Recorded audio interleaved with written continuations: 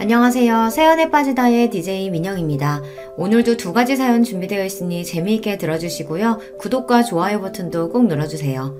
그럼 오늘의 사연 함께 시작해볼게요. 안녕하세요. 저는 한 남자의 아내로, 두 아이의 엄마로, 그리고 한 회사의 임원으로서 아주 바쁘게 살아가고 있는 50대 여성입니다. 워킹맘으로 살아가시는 분들이라면 다들 이해하시겠지만 주어진 역할 모두 너무나 소중하고 중요한 일들이라 제가 아내로서, 엄마로서, 직장인으로서 잘 해내고 있는지 의심이 들 때도 많아요. 내가 욕심이 너무 많아서 아내로서, 엄마로서 잘하고 있는 건지 걱정이 될 때도 많습니다. 하지만 지금까지 훌륭한 직장인으로 사는 제가 여전히 멋지다며 엄지를 치켜올리는 남편과 일하는 엄마를 항상 응원해주는 아들, 딸 덕분에 힘내서 살 수 있는 것 같아요.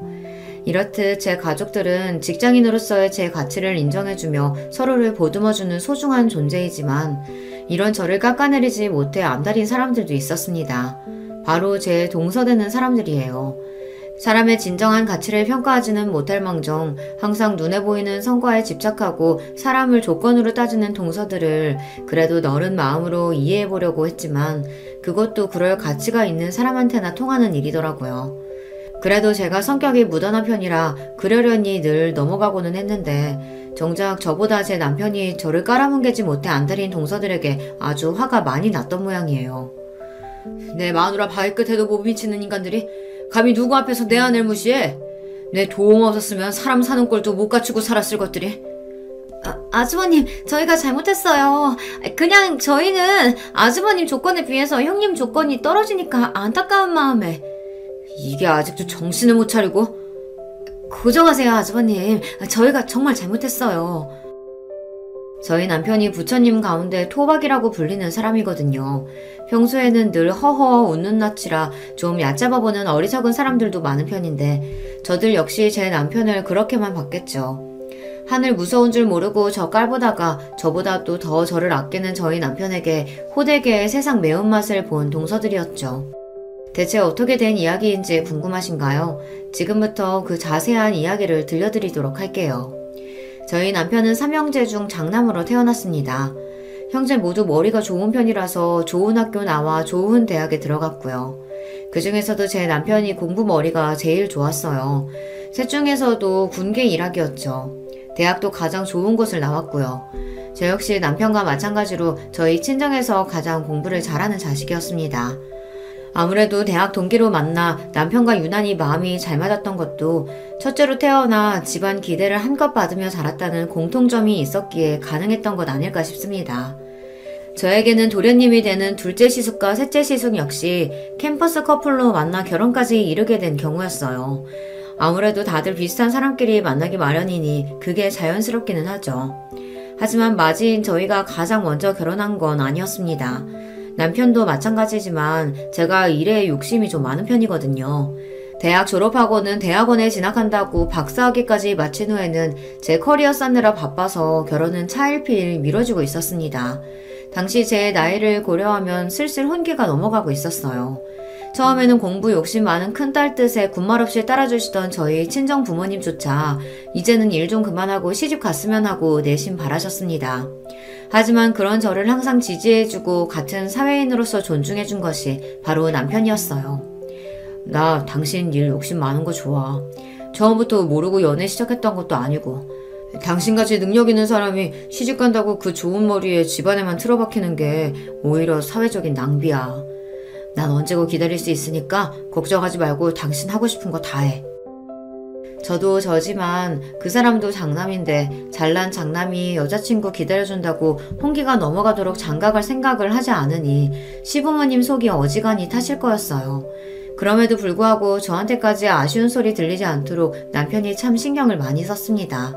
다시 태어나도 저 사람이 내 짝이다 싶을 정도로 저를 많이 배려해준 사람이죠.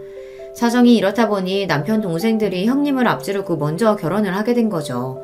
특히 둘째 시숙의 경우에는 예정보다 이르게 아이가 먼저 생기는 바람에 결혼을 서두르게 되었습니다.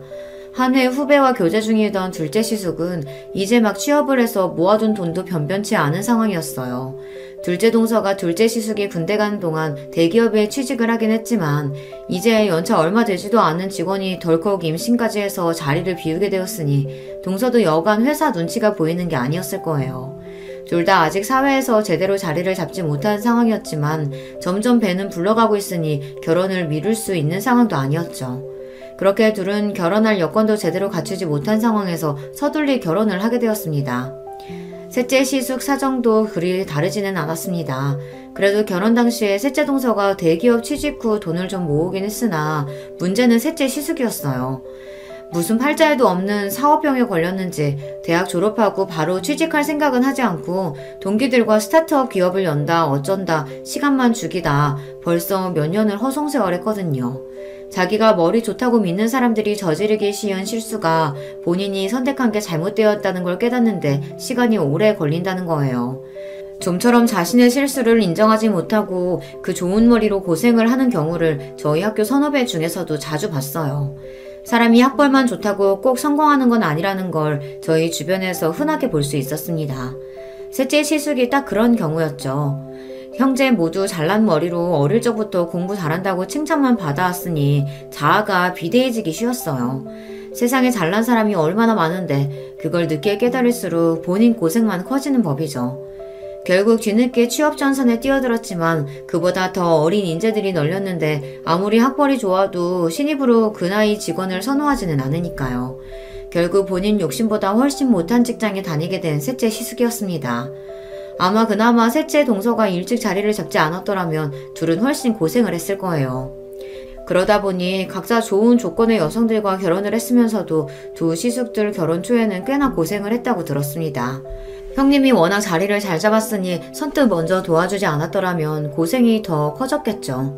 그 고마움을 알아서인지 시숙들이 남편에게 참 잘했습니다. 형수인 저한테도 참 잘했고요. 아직 결혼하지 않았을 때에도 저희에게 형수 되실 분은 저 하나뿐이라며 곧잘 추켜 세워주곤 했어요. 우리 형 장가 좀 가게 해주세요, 형수님. 여자라곤 형수님밖에 모르는 사람인데 저러다가 진짜 노총각으로 늙어 죽겠어요. 얘가 경진이 부담스럽게 왜 이래. 때 되면 하겠지. 형이 이렇게 패기 없으니까 우리가 옆에서 더 이러는 거야. 남자가 할 땐 박력 있게 딱 얘기할 줄도 알아야지. 확실히 부드러운 남편 성격에 비해 사람도 좋아하고 말투에 자신감이 넘치는 시숙들이었습니다.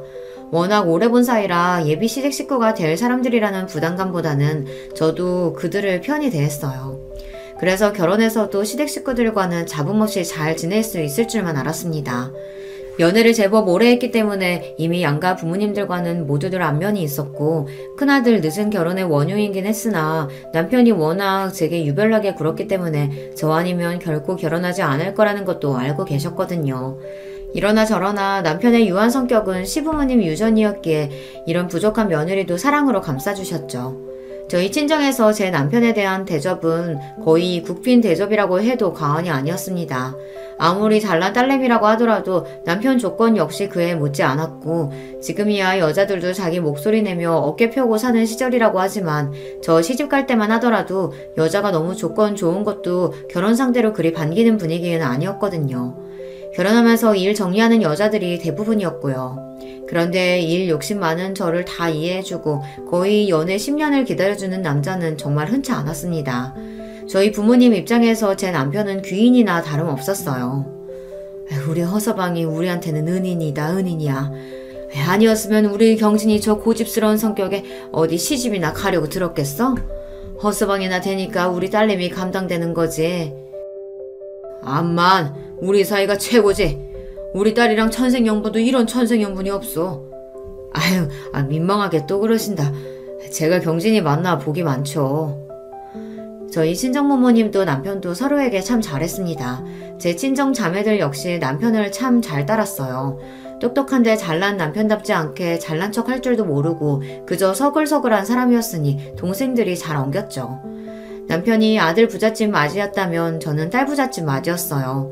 제 동생들 입장에서 남편은 그야말로 꿈에 그리던 오빠의 이상형이나 다름없었어요. 제 언니보다 형부를 더 잘 따르는 건 예견된 일이었습니다. 애들 때문에 정신이 하나도 없지? 어째 자기만 보면 어리광이 느는 것 같아. 나야 형부라고 불편하게 생각 안 하고 편하게 대해주니까 좋지. 나 자기 가족들이랑 어울리는 거 진짜 좋아하는 거 알잖아. 어쩜 말도 저렇게 이쁘게 하는지 역시 제가 선택한 남자였습니다. 많이 배운 여자, 먹물 많이 찬 여자는 드세서 좋은 신부감 되기는 글렀다는 말을 창피할 줄도 모르고 하는 제 주변 가부장적인 남자들과는 차원이 다른 남자였습니다. 친정 부모님 말씀이 틀린 게 아니었어요. 남편이 아니었다면 애초에 결혼할 생각도 들지 않았을 겁니다. 그렇게 남편의 삼형제 중 가장 늦게 저희가 웨딩마치를 올리게 되었습니다. 그날은 양가 부모님들이 모두 눈물바람이었어요. 양쪽 집안에서 저희 결혼을 너무 기다리셨습니다. 남편은 그럴 만한 가치가 있는 일이었다고 했지만 제 욕심 때문에 양가 부모님은 물론 남편까지 너무 기다리게 한 것 같아 죄송스러웠어요. 그런 만큼 결혼해서 시부모님께도 그렇고 남편에게도 그렇고 정말 잘하리라고 굳은 다짐을 먹었습니다.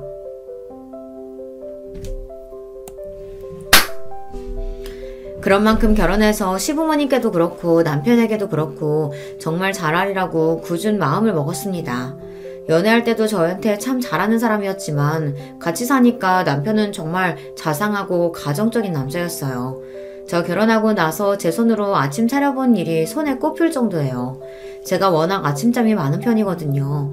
아침 시간에는 늘 출근 준비하는 것만으로도 전쟁일 정도입니다. 반면 남편은 저보다 훨씬 잠이 적은 편이에요.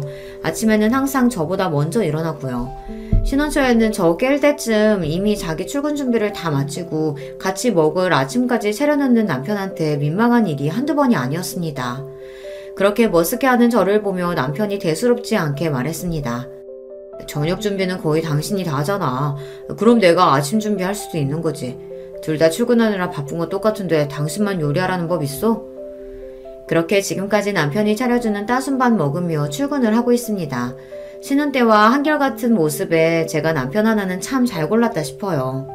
처음에는 이상하게 생각하던 친정 부모님도 이제는 좋은 사위 만나 딸 자식 호강하고 산다며 좋아하십니다.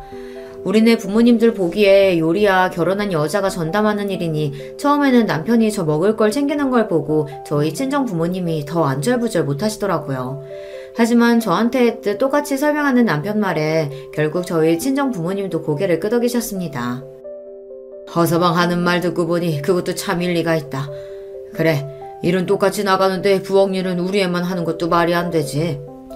하지만 그건 그렇고 그렇다고 한들 우리나라 같은 환경에서 자란 남자가 그걸 잘못된 줄 알고 행동으로 보여주기가 쉬운 일이 아닌데 나도 참 반성이 되네. 제 말이 딱 그겁니다. 잘못된 걸 알았다고 주변 다른 남자들과 다르게 행동하는 게 우리나라 같은 사회에서 쉽지 않다는 거 저도 잘 알아요. 남편은 한마디로 주변 남자들의 공공의 적이었습니다.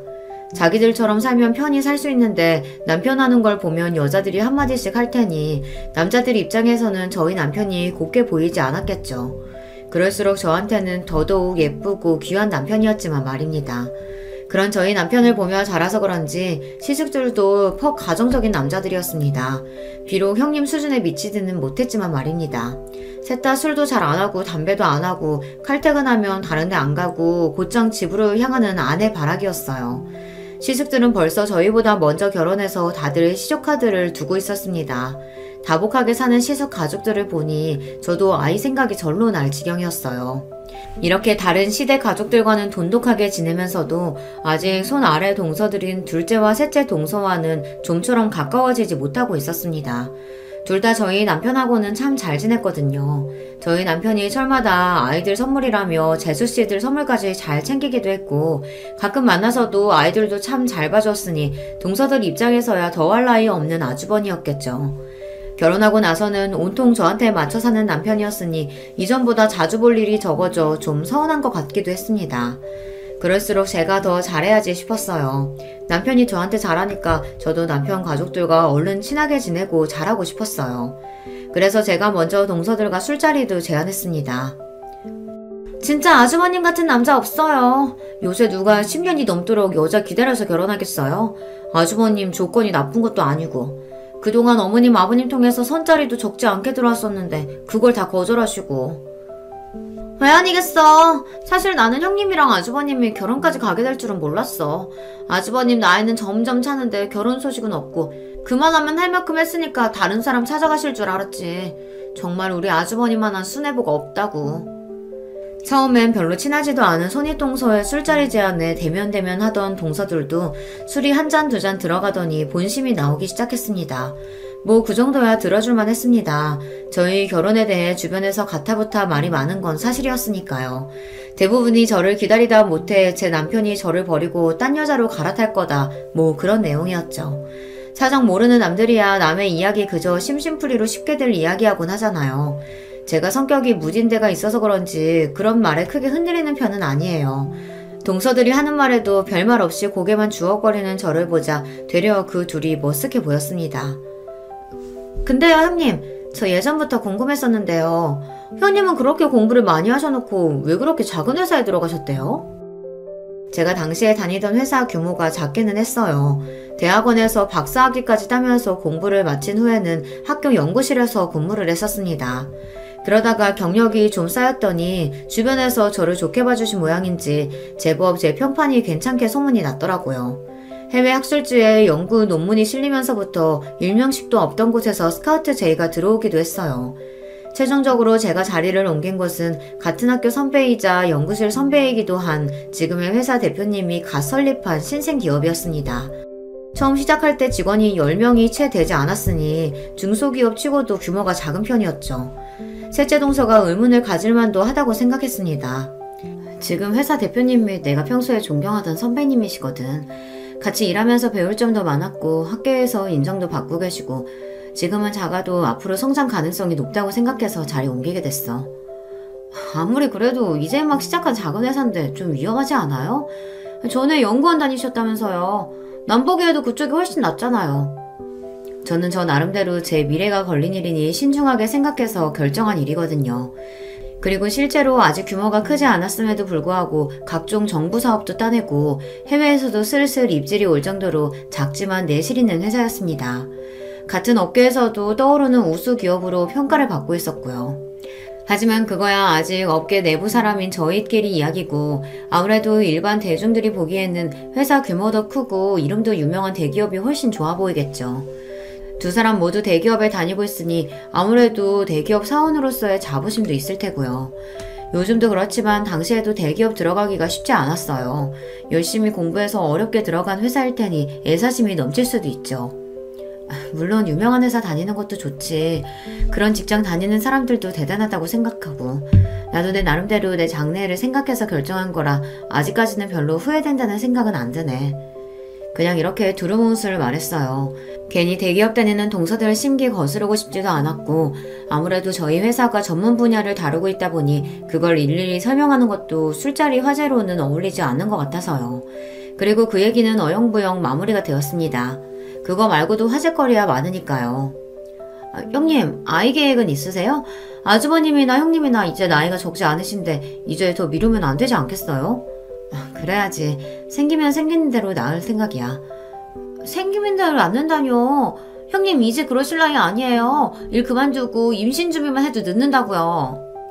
당시 제 나이가 30대 중반을 향해 가고 있었습니다. 지금으로서야 30 넘어 결혼하는 경우가 대부분이니 늦었다고 하기도 민망한 나이지만 저 결혼한 지 얼마 안 된 시점만 하더라도 초산의 제 나이인 산모는 드물긴 했습니다. 그래서 결혼하면서 남편보다 제가 먼저 아이 이야기를 꺼내기도 했어요. 물론 남편인 괜히 제가 스트레스 받을까봐 너무 급하게 생각하지 말고 기다려보자고 하긴 했지만요. 그래서 저 역시 가급적이면 아이가 얼른 생겼으면 했지만 제 일에 대한 이야기까지 건드리는 건 좀 불쾌했어요. 말씀드렸다시피 제가 일욕심이 있어서 지금까지 공부하고 커리어 쌓느라 결혼이 늦어진 건데 결혼과 출산 때문에 그걸 놓을 생각은 전혀 없었습니다. 걱정해주는 건 알겠는데 다른 건 몰라도 일만큼은 뭐라고 안 했으면 좋겠어. 나한테는 정말 중요한 문제거든. 아이 가지기 위해서건 낳고 나서건 일 그만둘 생각은 전혀 없어. 동서들도 조카들 낳고도 회사 잘 다니고 있잖아. 그거야 저희는 애들 낳을 때 나이가 어리기도 했고 또 저희는 대기업 다녀서 회사 복지도 잘 되어 있잖아요. 아무래도 중소기업이랑은 다르죠. 제가 중소기업에 다니기는 했지만 저희 회사 복지도 대기업 못지 않았어요. 애초에 선배 회사에 들어갈 때 그런 부분도 고려를 안 한 게 아니거든요. 작은 회사 들어가서 노동력 착취당하고 고생하던 친구들도 있었기에 그런 부분에는 예민한 편이거든요. 선배는 당시로는 흔치 않게 유학 경험도 있고 그런 부분에서도 선진적인 데가 있었습니다. 지금은 흔한 형태이지만 전 직원들에게 회사 지분 일부와 인센티브를 제공하기도 했고요. 현재보다 미래가 기대되는 회사이기에 이런 점들이 모두 매력 포인트로 다가왔습니다. 한마디로 동서들에게 그런 걱정을 들어야 할 필요는 없었다는 거예요. 어쨌든 그런 점들 또한 일일이 설명할 필요는 없다고 생각했기에 그것도 그냥 그렇게 넘겼습니다. 이래저래 걸리는 부분들은 좀 있었습니다만 이만하면 생각보다 그 자리가 그렇게 힘들지는 않았다고 생각했어요. 비록 자신들이 다니는 대기업에 대한 자부심이 좀 지나쳐서 다른 사람 일자리를 좀 업신여기 있는 경향이 있다고 느껴지기는 했으나 그런 사람들이야 워낙 많이 봐서 그러려니 하기도 했고요. 그리고 내내 직업인으로서만 산 저보다는 직장 경험과 결혼 생활을 모두 겪어본 동서들이 하는 말이 더 현실에 기반하고 있지 않을까 싶기도 했어요. 비록 그 둘이 제 손 아래 동서라고 하지만 결혼 생활을 저보다 훨씬 길게 한 사람들이니 손윗동선이 하면서 있지도 않은 권위를 내세울 생각도 없었고요. 무엇보다도 실전에서는 경험이 깡패 아닙니까? 결혼 전에 몇 번 보지 못해서 둘을 잘 알지는 못했지만 그래도 그 두 사람이 손윗동서인 저와 일부러 잘 지내지 않으려고 하는 게 아니라면 제게 공격적으로 나올 이유가 없었으니 결국엔 다 저 좋으라고 하는 소리겠거니 했습니다. 그런데 남들 귀에는 별로 그렇게 들리지 않았나 봐요. 그러고 나서 얼마 지나지 않아 명절을 맞이해 시댁에 온 가족이 모였습니다. 저희 친정은 저보다 일찍 결혼한 여동생들이 있긴 해도 아직 아이가 없어서 명절이라고 그렇게 시끄러운 편이 아니에요. 그런데 시댁에는 아이들도 여럿이다 보니 북적북적한 게 제법 텔레비전에서 나오는 명절 분위기가 나더라고요. 좀 정신이 없기는 했지만 이것도 나름 명절답고 괜찮다 싶었습니다. 차례 지내고 할 일 다 끝나고 나니 다들 맛있는 거 먹으면서 서로 근황도 전하고 이야기꽃을 피웠습니다. 얼마 전 동서들끼리 술자리를 가졌다는 말에 둘째 시숙이 너스레를 떨었습니다. 형수님, 저희는 쏙 빼놓고 여자들끼리만 술 마시고 서운합니다. 도련님도 참, 저희는 저희끼리도 자주 봤잖아요. 다들 부인들이 어찌나 예쁜지 잘 보여주지도 않는 바람에 이렇게라도 얼굴 보고 대화 좀 했어요. 그래서 여자들끼리 즐거운 시간 보내셨어요? 그럼요. 서로 얘기도 많이 하고 특히 동서들이 내 걱정 많이 해주길래 내가 도움이 많이 됐어요. 걱정? 아, 우리가 아직 아기가 없으니까 아무래도 동서들이 걱정이 됐나 봐. 내가 다니는 회사가 작으니까 아이 준비하면서 다니기 힘들까 싶어서 걱정도 해주고. 아무래도 결혼 선배님들이시니까 내가 미처 생각하지 못했던 부분들 얘기도 많이 해주더라고. 저는 정말로 호의로 받아들여서 이야기를 한 건데 두 동서 표정이 당황스러움으로 물들었습니다. 남편을 포함한 삼형제 얼굴도 뭔가 애매하더라고요. 그제야 내가 꼬아 얘기한 걸 굳이 쫙쫙 펴서 들은 건가 싶었습니다. 상황이 뭔가 요상하게 돌아가기 시작하자 남편이 애써 굳힌 얼굴을 풀고 말했습니다. 우리 재수씨들이 손인 형님 들어오셨다고 이래저래 걱정이 많으셨나 보네. 그래도 이 사람이 똑부러진 사람이라 걱정하실 일은 없을 거예요. 더군다나 남편인 제가 이 사람 능력 있는 걸 이렇게나 좋아하는데 걱정하신 만큼 제가 더 잘하겠습니다. 특히나 제가 능력 있는 걸 좋아한다는 부분을 힘주어 말하는 남편이었습니다. 한마디로 내 아내 직장 문제 가지고 왈가왈부하지 말라는 경고나 다름없었어요. 부드럽게 말하기는 했지만 평소에 워낙 싫은 말 하는 일이 없는 사람이라 그런지 두 동서들 표정이 경직되는 게 느껴졌습니다. 아니 저희는 그냥 걱정이 돼서요. 아주버님이 여기서 어떻게 더 잘하시겠어요? 평소에도 그렇게 잘하시면서. 그럼요. 저는 두 분 닮은 조카 얼른 보고 싶은 마음에 말씀드린 거예요. 급히 수습하는 둘을 보자니 내가 눈치가 없었구나 싶었습니다. 저 둘이 설마 저를 견제하리라고는 생각도 못했거든요. 이미 이 집 식구로 잘 자리 잡은 사람들이고 아직 잘 알지도 못하는데 그럴 이유가 있겠나 제가 너무 단순하게 생각한 거죠. 동서지간이라는 거 생각보다 참 복잡한 거더라고요. 단순한 인간관계를 지향하는 저로서는 좀 이해하기 힘들었지만 그래도 아직은 좋은 게 좋은 거라고 모두와 잘 지내고 싶었기에 다음에는 이런 화제 꺼낼 때 좀 조심해야겠다 싶었습니다. 좀 그렇네. 남의 직장 이야기는 그렇게 경솔하게 하는 게 아닌데. 집에 돌아와서까지 답지 않게 기분 나쁜 티를 내는 남편이었습니다. 자기 일로는 참 무던한 사람인데 저나 나중에 태어난 아이들 문제로는 민감한 데가 있더라고요. 하지만 결혼 후에 처음으로 보는 남편 모습이었기에 저는 남편이 좀 예민하게 반응하는 게 아닌가 하고 생각했습니다. 아까 얘기 잘해놓고 뭘 아직까지 마음에 담아두고 그래. 내가 문제가 아니라 당신 기분 나쁘지 않았어? 난 솔직히 아까 동서들 반응 보고서야 그게 내 신경 긁으려고 한 얘긴 줄을 눈치챘어. 나도 참 눈치 없다, 그치? 웃어넘기는 저를 보고 자기가 더 미안한 표정을 짓는 남편이었습니다. 아무렴 제가 아니라 남편이 나서서 한 소리 했는데 또 이렇게 은근슬쩍 제 신경을 긁으려 들기야 할까 싶었습니다. 뭐 저 정도로 긁힐 제 신경이 아니긴 했지만요. 그런데 동서들 입장에서는 결혼 전에 한 번도 자기들한테 싫은 소리 한 적이 없었던 아주버님이 결혼하고 저런 소리를 한다는 게 다 제 딸처럼 느껴졌던 모양이에요. 그전에도 그들과 그리 잘 어우러지는 느낌은 아니었는데 저러고 나서는 은근히 저를 대화에서 배제하는 느낌이었어요. 결국 이렇게 되었구나 싶으면서도 솔직히 그럴 수도 있다고 생각했어요.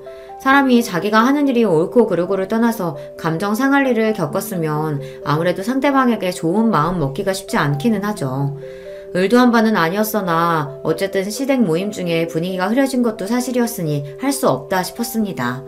결혼하고 처음으로 맞이하는 시아버지 생신에 다시 온 가족이 시댁으로 모여들었습니다. 이 집 며느리가 되고 나서 처음으로 챙겨드리는 시아버지 생신이었으니 저도 신경을 많이 썼어요.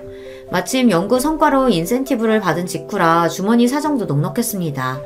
평생 명품 한번 써본 적이 없다고 하시길래 용돈과 함께 명품 지갑과 넥타이 세트를 준비했습니다. 물론 명품은 시대를 막론하고 저렴한 적이 없었기에 그 당시에도 가격대가 상당했어요. 그러나 그렇다고 제 형편에 지나치게 무리한 것도 아니었어요. 그걸 알고 있으니 남편도 굳이 말리지 않는 게 아니겠습니까? 오히려 제가 이렇게 단단히 준비한 게 본인 면이라도 세워주는 것처럼 으쓱해하는 남편이었어요. 시아버지한테 명품 선물하는 며느리라니 내가 역시 능력 있는 여자 제대로 잡았지. 호태훈이 아주 봉잡았다. 하여튼 너스레는 남편 말에 민망하면서도 기분은 나쁘지 않았습니다. 부디 시아버지께서도 저렇게 좋아해 주셨으면 더 바랄 게 없겠다 싶었죠. 다행히 선물 받고 아버님이 아주 기뻐하시더라고요. 세상에 내 팔자에 명품을 다 써보고 내가 우리 큰며느리 덕에 아주 호강한다. 고맙다 아가. 내가 아주 평생 아껴 쓸게. 아유 아니에요 아버님 별거 아니에요. 해지면 새 걸로 바꿔드릴 테니까 아끼지 말고 편하게 쓰세요. 와 우리 형수님 멋있다. 역시 능력자는 다르네. 하여튼 너스레 떠는 건 이 집 남자들 유전인가 봅니다.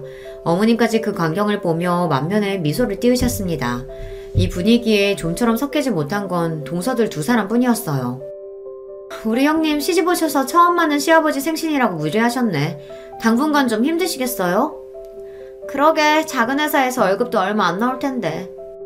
이번에는 눈치 없는 저도 대번에 알아차릴 수 있을 만큼 두 사람 말투에 가시가 돋쳐 있었습니다. 순식간에 주변 분위기가 찬물을 끼얹은 것처럼 싸하게 가라앉았어요. 순간 성질을 못 이기고 내뱉어놓고 둘 다 아차 하는 게 보이더라고요. 그래봤자 늦었지만 말입니다. 이 사람이 분위기 좋은데 괜히 왜 심술이야. 형수님이 어려서니 알아서 하시겠지. 작은 회사니 어쩌니 하는 소리가 왜 나와? 아니 우리는 걱정돼서 하는 말이지. 그래도 이 사람이. 한창 분위기 좋았는데 순식간에 불화의 씨앗이 싹 탔습니다. 특히 시부모님 표정이 너무 안 좋더라고요. 너희들이 그렇게 말하면 내서 준비한 큰애 기분이 어떻겠냐? 받는 나는 또 어떻고? 그러게 말이다. 너희들 지금 너희 큰형님만 무안준 게 아니라 네 시아버지까지 물색 없는 사람 만든 거야. 좋은 날 이게 무슨 일이니? 중간에서 저만 괜히 새우등 터져서 안절부절 못했습니다. 그런 저를 보더니 남편이 제 손을 꼭 쥐고는 낮은 목소리로 말했어요. 제가 저번부터 말하고 싶었는데 대체 왜 그렇게 이 사람 직장을 까내리지 못해서 날린 겁니까? 이 사람 능력 업계에서도 알아주는 사람이고 그래서 지금 회사도 대표한테 직접 스카우트 받아서 좋은 대우 받으면서 간 거예요. 그래서 들어가면서도 과장 직감 단 거고요. 중소기업이라니까 무슨 구멍가게라도 되는 줄 아시는 모양인데 내실 있는 기업이라고 평판도 좋아요. 그런 거 다 떠나서 이전부터 어떻게든 이 사람 트집 잡으려고 하는 것 같아서 남편으로서 기분이 쏙 좋지 않네요. 앞으로는 더 조심하셨으면 합니다. 이제 아주 대놓고 경고하며 제 편을 드는 남편이었습니다. 동서들이 말실수한 게 있으니 아무도 그 말에 의의를 제기하지 않으셨어요. 방금 건 저도 동서들이 선 넘었다 싶었습니다. 제가 마음에 들지 않는 건 들지 않는 거고 굳이 어른들 들리시는 데에서까지 저러는 건 지나쳤죠. 물론 이번에도 제가 이야기하기도 전에 제 남편이 상황을 정리했지만요. 이런 걸로 절대 서운하게 하는 법이 없는 사람이었습니다. 기껏 좋은 선물 준비해서 시아버지께서 생신날 기쁜 마음만 가지셨으면 했는데 또 경솔한 발언을 한 돈서들 때문에 기쁨이 반감된 것 같아 저도 기분이 썩 좋지 않았습니다. 하필 생신에 왜 그런 소리를 해서 다음에 저런 소리 하면 그때는 나도 제대로 한 소리 해야지 싶었습니다. 그렇게 애매한 분위기 속에 자리를 파하게 되었어요. 그리고 얼마지 않아 저에게 기쁜 소식이 생겼습니다. 오랜 시간 공을 들였던 프로젝트가 성황리에 마무리되어 해외 특허까지 따내게 된 거였어요. 대부분의 프로젝트 책임자가 선배인 대표님이었던 예전과 달리 제가 단독으로 책임자로 나선 건이었죠. 당연히 대표님도 뛸 듯이 기뻐하셨습니다. 내가 뭐라 그랬어? 내가 너 연구실 나온 거 절대로 후회하지 않게 해줄 거라고 했지? 여기서 훨씬 네 재능 펼칠 기회 많을 거라고. 내가 사람 보는 눈이 틀리지가 않았어. 회사에서는 깍듯하게 직급으로 부르던 것도 있고 기쁨을 감추지 못하는 대표님이셨습니다. 저 역시 뿌듯했어요. 연구실 시절 제 이름으로 논문 기재에 성공한 적이 있기는 해도 이렇게 눈에 띄는 성과는 저도 처음이었으니까요. 지금까지 긴 시간 밤을 새워가며 열심히 공부한 보람이 느껴지는 순간이었습니다. 과장으로 입사한 지 1년을 조금 넘긴 시점에 승진까지 하게 되었어요. 무려 부장 자리였어요. 아무리 작은 회사라고 해도 제 나이로 고려했을 때 초고속 승진이나 다름없었습니다. 차장 직급이 없는 저희 회사에서는 다음에 승진하면 바로 이사진으로 경영 참여가 가능할 정도였어요. 규모가 작은 만큼 전문 인력으로만 채운 자리였기 때문에 쉽지 않은 일이었습니다. 게다가 회사는 날이 다르게 기업 가치를 높여가고 있었습니다. 얼마 전 상장한 이후 입사 때 제게 주어진 회사 지분의 가치가 쑥쑥 올라가고 있었고요. 이래서 회사 스타팅 멤버로 들어가는 게 참 중요해요. 이 기쁜 소식을 가장 먼저 전한 건 역시 남편이었습니다. 근무 시간 중에 전화를 받아놓고도 제가 승진 소식과 프로젝트 성공 소식을 함께 전하자 전화통이 떠나가도록 기뻐서 소리를 지르는 남편이었습니다. 여보, 정말 축하해. 우리 경진이 진짜 대단하다. 그동안 그걸로 그렇게 가슴을 졸이더니 결국은 해내는구나. 이제 이 과장님이 아니라 이 부장님이네? 신랑은 이제 간신히 과장 달았는데 우리 마누라는 부장님이라니. 내가 알아서 모셔야겠다.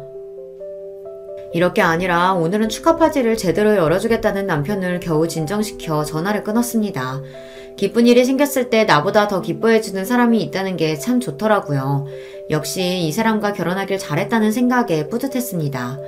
신이 난 남편이 사방에 전화를 돌리는 바람에 온 식구들이 제 승진 소식을 당일에 접하게 되셨어요.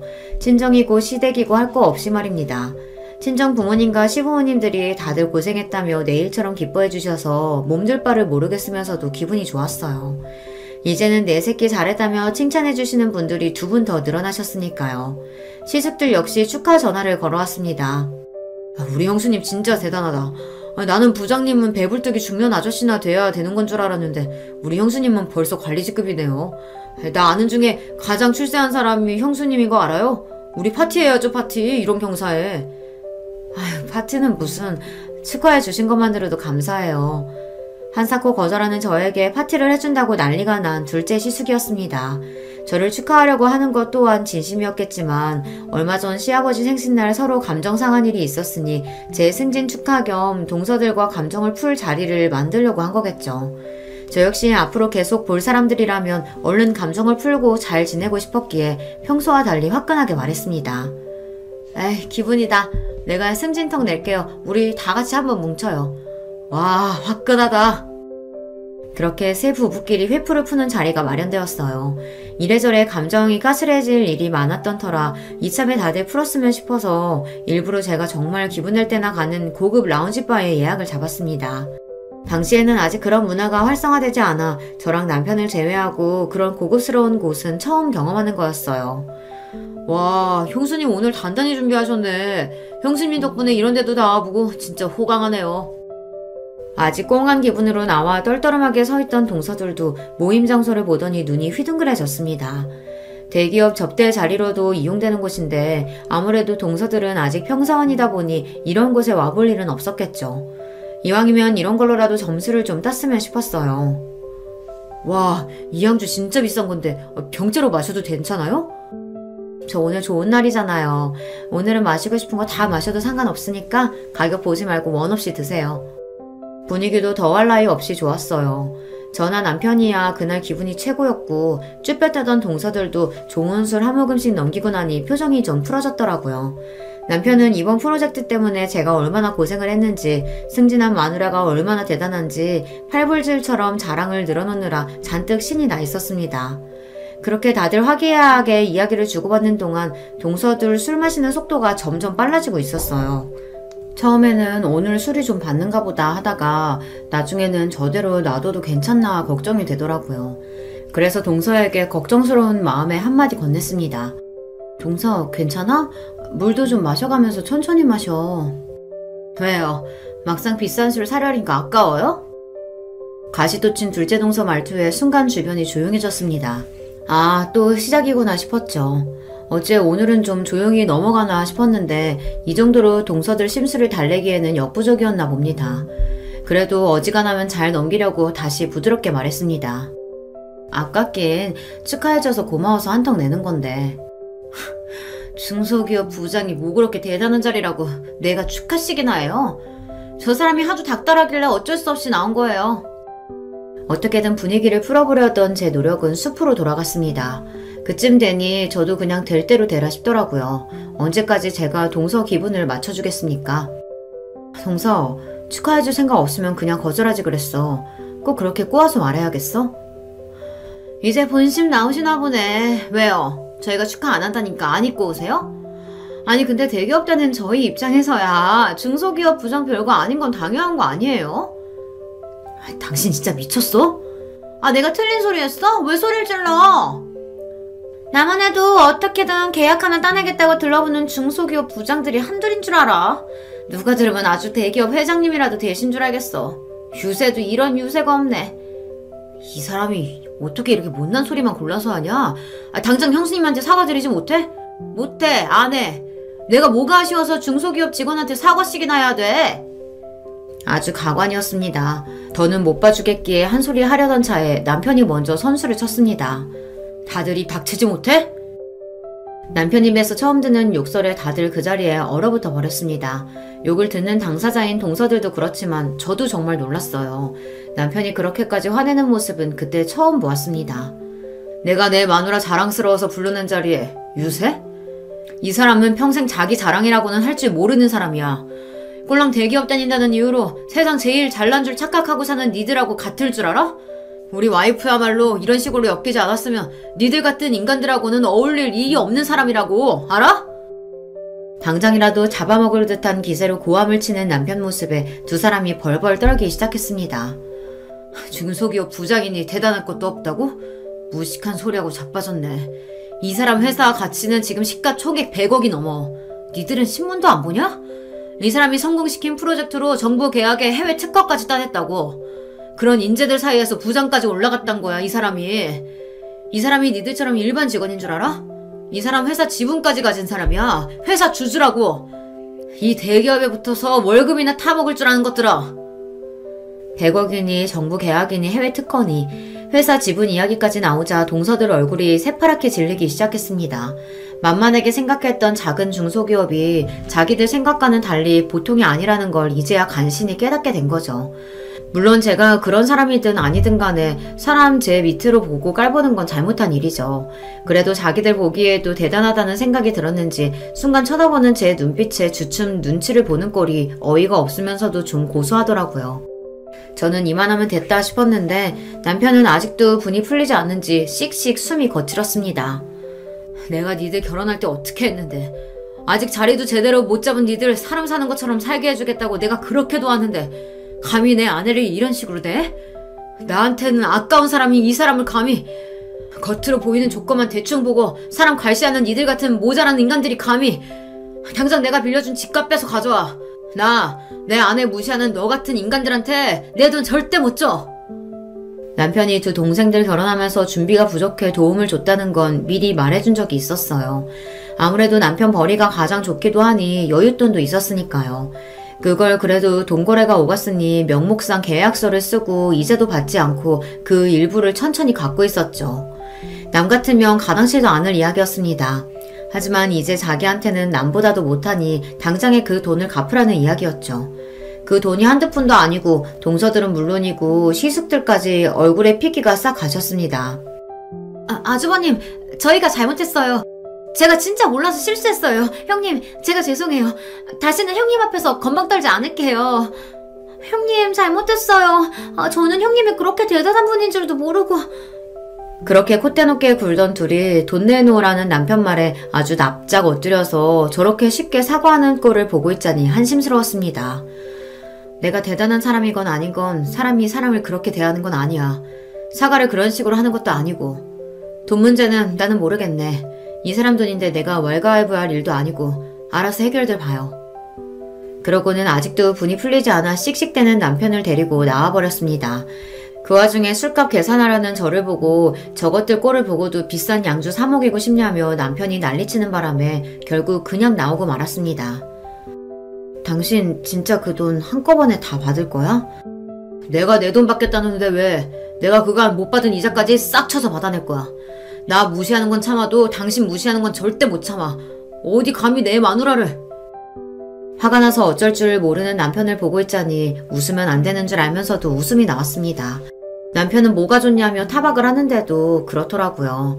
앞으로 살면서 억울한 일, 화나는 일이 있어도 나 대신 화내고 억울해줄 사람이 있는데 세상 무서울 게 무엇 있겠냐 싶었습니다. 그러고 나니 두 동서들 폐악도 별거 아니라고 느껴지더라고요. 결과적으로 동서 둘 다 남편 돈 갚느라고 고생 꽤나 했습니다.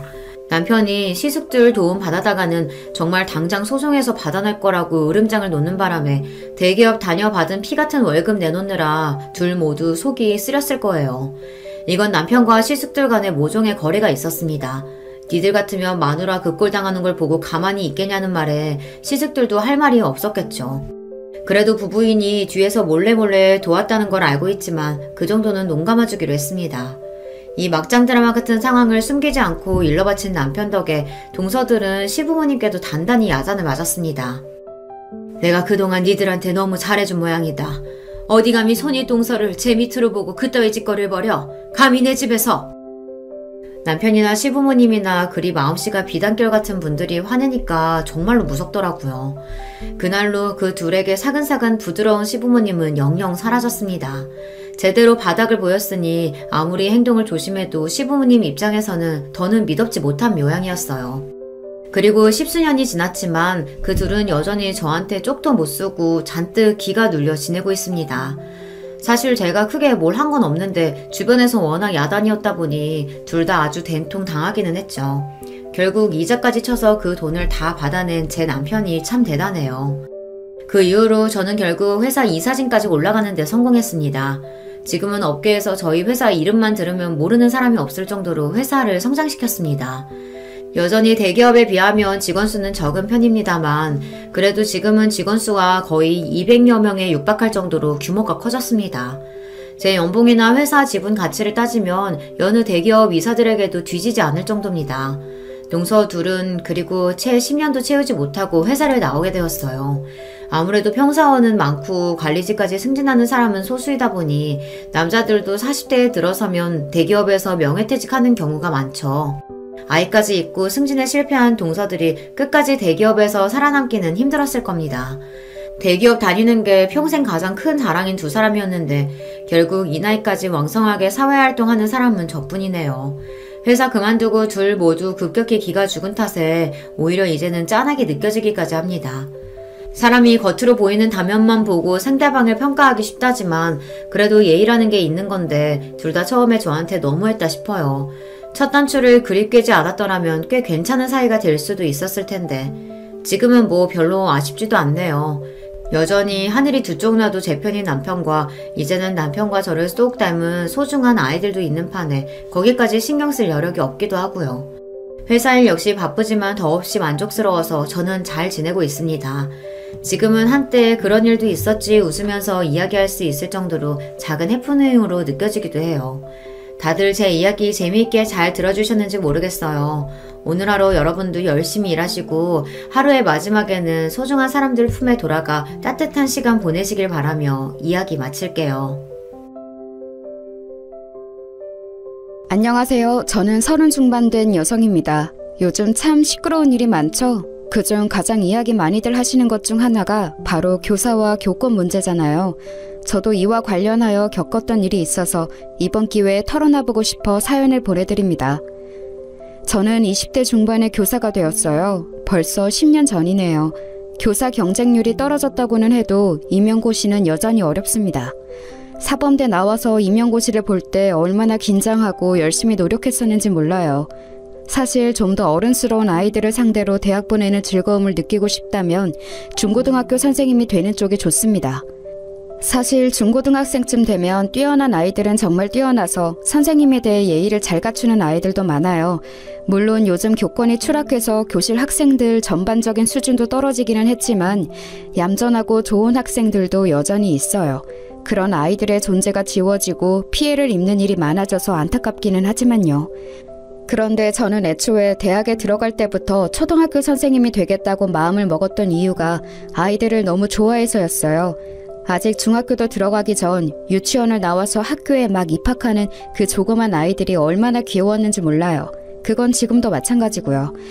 고사리 같은 손을 내밀면서 선생님을 부르는 아이들을 가르치고 돌보다 보면 제가 정말 세상 모든 아이들의 엄마라도 된 것 같은 기분을 느낄 수 있었거든요.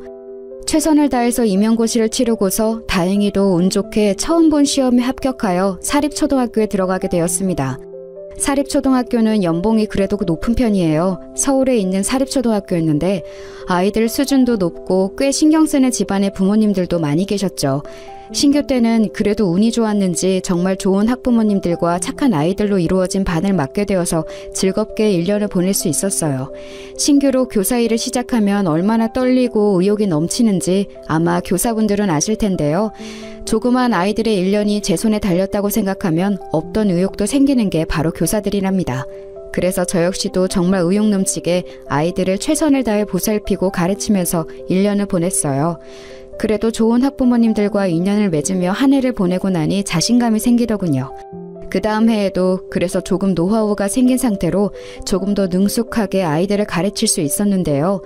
2년 차에도 별 문제는 없었어요. 약간씩의 트러블은 있었지만 그래도 상식 내였고 제가 컨트롤할 수 있는 범위 내였거든요. 다른 선생님들도 많이 도와주시고 조언도 많이 해주시는 편이었고요. 그런데 문제가 이제 3년 차에 벌어지게 된 거였죠. 당시 3년 차에 처음으로 고학년 담임을 맡게 되었는데 그동안 저학년만 맡다 보니까 애들이 다 순했거든요. 아직 뭘 모르기도 하고 제가 타이르면 말도 잘 들었고요. 게다가 운 좋게 아주 좋은 학부모님들로 구성된 학급이었어요. 그런데 이제 그게 5, 6학년쯤 되면 애들이 머리가 커서 완전히 달라진다는 말을 다른 선생님들께 듣기는 했는데 체감은 못하고 있었던 거예요. 그런 와중에 덜컥 6학년 담임을 맡게 된 거였죠. 게다가 더 큰 문제가 있었어요. 사실 그동안 별로 안 좋은 평가를 받아왔던 문제 행동을 벌였던 아이들이 있었는데 그 아이들이 학급을 구성하다 보니 한꺼번에 셋 정도가 한 반에 들어가게 된 거였어요. 그리고 저 연차에 아무것도 모르는 선생님이었던 제가 그 반을 맡게 된 거였죠. 고 연차인 선생님들은 이미 학교 사정을 다 아시고 어떤 애들이 골치 아픈지를 다 아시니까 그 학급을 안 맡으려고 다들 버티셨거든요. 그런데 저한테 이제 그 일이 밀려온 거였죠. 아직 아무것도 모르고 저학년 아이들 그래도 나름 별탈 없이 2년 동안 잘 가르쳤고 그랬으니 저 연차 젊은 여선생님한테 골치 아픈 애들을 그냥 떠맡겨버린 거였어요. 저는 사실 그것도 모른 채로 처음 만난 고학년이니 정말 잘 준비해서 가르쳐야겠구나 하면서 준비를 열심히 했었죠. 새학기가 되어 처음 교실에 들어갔는데 애들이 난장판이더라고요. 원래 애들이란 쉬는 시간에 선생님 없을 때는 난장판인 게 당연하니까 저는 그냥 그러려니 했어요. 그리고 모두 앉으라고 이제 수업 시작하겠다고 이야기를 했죠. 그런데 몇몇 애들을 제외하고는 애들이 조용하지를 않는 거예요. 제 말도 안 듣고 그냥 자리에 서서 계속 떠들고만 있어서 선생님이 들어온 줄을 모르나 하고서 좀 소리를 높여서 애들을 불렀어요. 애들아 이제 좀 조용히 하고 수업 시작하자 이런 식으로 이야기를 했죠. 그랬더니 반 애들이 저를 쓱 돌아보는데 좀 귀찮다는 눈길 있죠? 그런 식으로 돌아보더군요. 저학년 애기들한테서는 한 번도 받아본 적 없는 시선이라서 저는 좀 충격을 받기도 했습니다. 그런데 겨우 시선 가지고 애들 타박할 수는 없는 노릇이라 그냥 서서 애들이 간신히 자리에 앉는 꼴을 보고 있었죠. 그중에 유달리 한 애가 느적거리면서 늦게 자리로 가서 앉더라고요. 앉아서도 계속 다리를 떨고 책하고 공책을 집어던지면서 중얼중얼대고요. 솔직히 저는 그 애가 요새 문제되는 발달장애라도 가진 아이인 줄 알았어요. 하지만 제가 입안을 맡을 때 그런 특성을 가진 아이는 없다고 알고 있었고 전달받은 바도 전혀 없었거든요. 그래서 좀 수상해서 걔를 자세히 들여다보고 있었죠. 첫날은 어찌어찌 지나갔는데 바로 그 다음날부터 시끄러워지기 시작했어요. 다음날 제가 수업에 들어가니까 애들이 여전히 떠들고 있더라고요. 그래서 다시 자리에 앉으라고 이제 수업 시작한다고 제가 소리를 좀 높였어요. 그런데 애들이 왁자지껄 떠들고 있으면 제 목소리가 충분히 안 들릴 때도 많이 있거든요. 그래서 하도 앉지 않기에 조금 더 크게 말을 했었죠.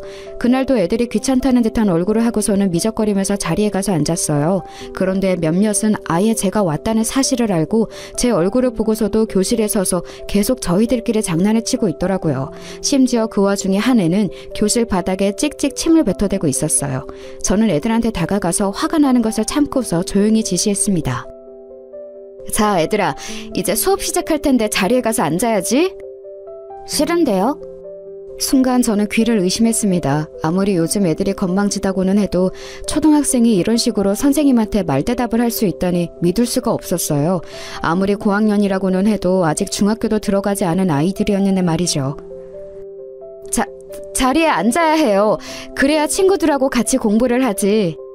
하지만 어쨌든 요즘은 안 좋은 말로 꾸중이라도 하면 학생들이 도리어 선생님한테 반발한다는 것을 알고 있었기 때문에 저는 좋은 말로 타일렀습니다. 그렇게 건방진 아이들이 이런 말에 제대로 순응할 거라는 기대는 저도 하지는 않았지만요. 싫은데요? 저 여기 서서 들을 건데요? 제 마음대로 할 건데요. 선생님이 뭔데 저한테 자리에 앉아라 말아요? 그 애는 숨도 쉬지 않고 저한테 따발총처럼 건방지게 말을 싸댔습니다. 학교 애들이 전부 못된 건 아니었어요. 얌전하고 착한 애들은 놀란 채로 저와 그 학생의 눈치를 보고 있었죠. 하지만 그의 주변으로 하필 그 품행이 바르지 않은 애들이 모여 앉아 있어서 걔네들은 제 얼굴을 보면서 희죽이고 웃고 있었어요. 제가 당황해서 얼굴이 굳어지는 반응을 즐기는 게 뻔했죠. 저는 겨우 교사로 일한 지 3년째 된 어린 선생님이었고 학생들이 이렇게 노골적으로 반항하는 것을 처음 겪어서 너무 당황했어요. 글쎄 이걸 교사 자질이 없다고 말씀하실 수도 있겠지만 누구든 교사라는 직업의 경험치를 다 쌓은 후에 교사가 되는 것은 아니거든요. 저도 당시 저연차 교사로서 아이들에 대한 경험이 무척 적은 상황이었고요. 솔직히 그러면 안 되는데 저는 저도 모르게 목소리가 높아졌어요. 선생님한테 그렇게 말하면 안 되는 거야. 버릇없이 이게 무슨 말버릇이니? 선생님 지금 저한테 소리치셨어요? 학생한테 소리 지르면 안 되는 거잖아요. 애가 빈정대듯이 말하는데 그때 기싸움에서 밀리면 정말 한 해 동안 아예 애들을 잡을 수가 없겠더군요. 주변에서 얌전한 애들도 숨죽이고 저희를 지켜보고 있었고 좀 못된 애들도 제가 지지 않고 소리를 높이니까 움찔한 기색이었어요. 어쨌거나 아직 중학생도 안 된 초등학생 6학년들이었으니까요. 저도 소리 높여서 큰 소리로 애들한테 말하면 자칫 아동학대로 걸릴 수 있다는 건 알았지만 절대 밀리면 안 될 것 같더군요. 내가 언제 소리를 질렀니? 선생님 목소리는 원래 크다. 그리고 너 지금 선생님한테 대들었으니 뒤로 나가서 10분간 서 있어라. 책 들고 가. 공부는 해야 하지 않니? 제가 엄마 목소리로 꾸짖으니 아이는 움찔하면서 제 눈치를 보았습니다. 아무리 건방진다고 해도 아직 어린애였어요. 사립초라서 아주 불량한 애들은 또 없었거든요. 사실 불안하기는 했어요. 요즘은 초등학교 고학년 애들도 선생님을 우습게 알아서 대들고 심지어 때리기까지 하는 애들도 있다는 건 알고 있었지만 그래도 저는 한 해 동안 애들 가르칠 걸 생각하면 물러날 수가 없더라고요. 다른 사람도 아닌 제가 이 아이들을 전부 책임지고 가르쳐야 했으니까요. 하지만 눈치를 보는 듯했던 그 애는 곧 열받는다면서 크게 소리를 지르고 발을 굴러대기 시작했습니다. 저는 겨우 초등학생인 애가 그렇게 욕을 할 수 있다는 걸 그때 처음 알았어요.